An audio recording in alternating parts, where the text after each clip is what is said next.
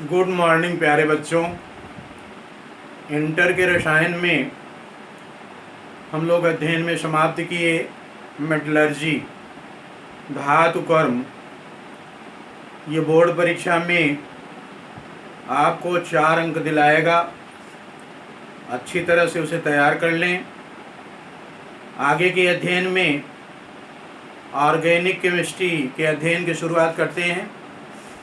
Organic chemistry के कई खंडों में halo alkane, hello arene, alcohol, phenol ether, aldehyde, ketone, carboxylic acid, nitro compound, कई खंड हैं। अध्ययन का प्रारंभ करते हैं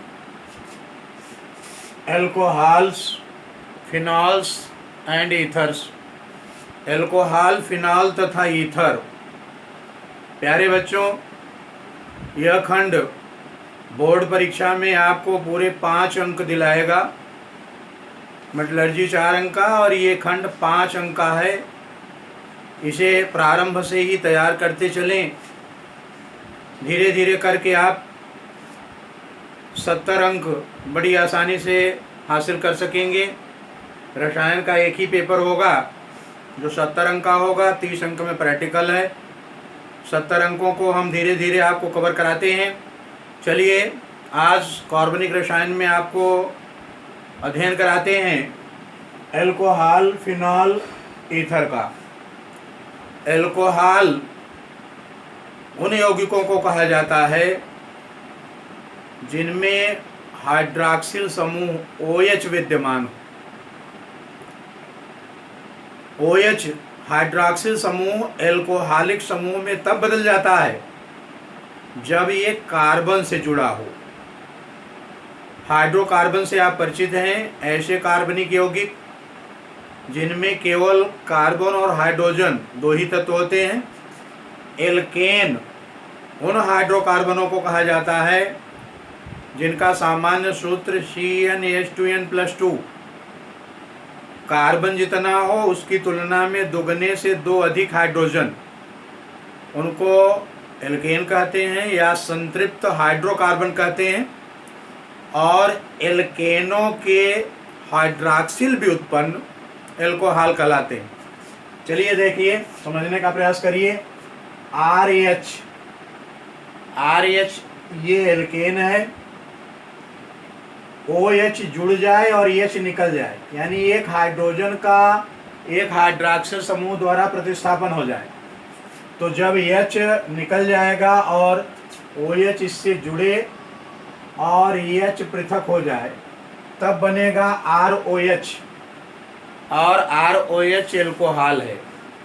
तो आप कह सकते हैं एल्केनों के हाइड्रॉक्सिल व्युत्पन्न एल्कोहल होते हैं। चलिए, ये सामान्य उदाहरण था। यहाँ देखिए, मेथेन।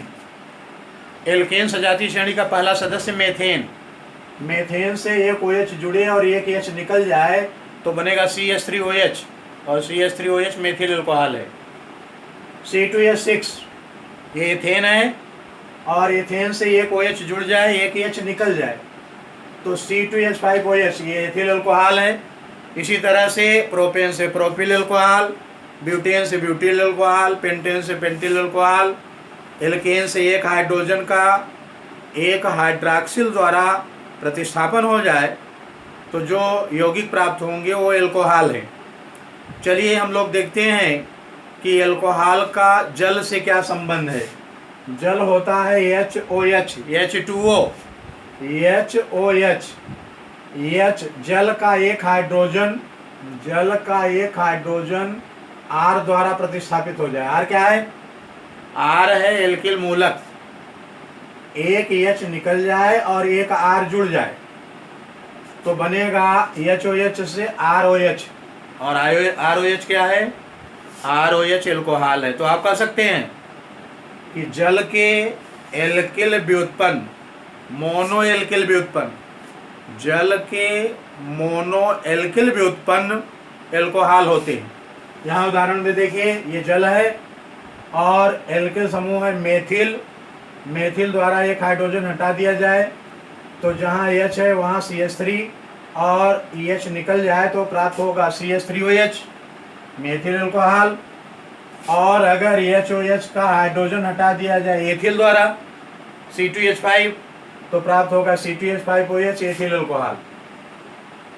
क्लासिफिकेशन ऑफ एल्कोहल, एल्कोहलों का वर्गीकरण।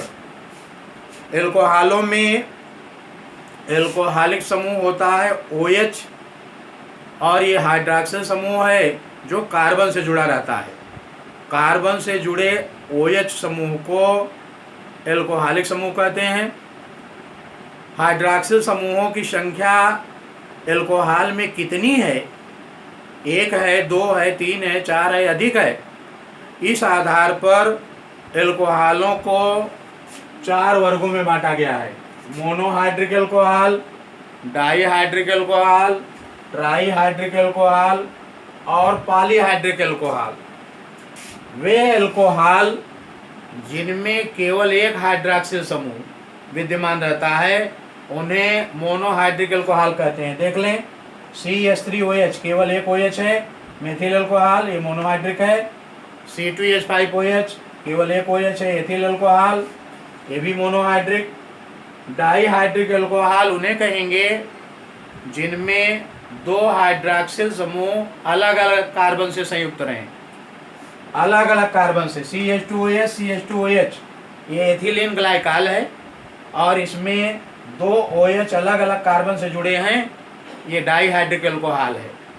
इसी तरह ट्राईहाइड्रिक एल्कोहल उन्हें कहते हैं जिनमें 3 हाइड्रॉक्सिल समूह अलग अलग कार्बन से संयुक्त रहते हैं। देखिए, CH2OH CHOH CH2OH ये ग्लिसरॉल या ग्लिसरीन है और इसमें OH कितने, 1 2 3, तो ये ट्राईहाइड्रिक एल्कोहल है। और यदि एल्कोहल में हाइड्रॉक्सिल समूहों की संख्या 3 से अधिक हो तो उन्हें एक साथ कहते हैं पॉलीहाइड्रिक एल्कोहल। पॉलीहाइड्रिक एल्कोहल देख लीजिए, CH2OH CHOH CHOH CHOH CHOH CH2OH, कुल OH कितने हैं, 1 2 3 4 5 6, मैग्नीटॉल, और इसमें 6 एल्कोहलिक समूह हैं, ये पॉलीहाइड्रिक एल्कोहल है। एक विशेष बात यह ध्यान में रखना है कि एल्कोहल में एक कार्बन से एक ही OH संयुक्त रह सकता है।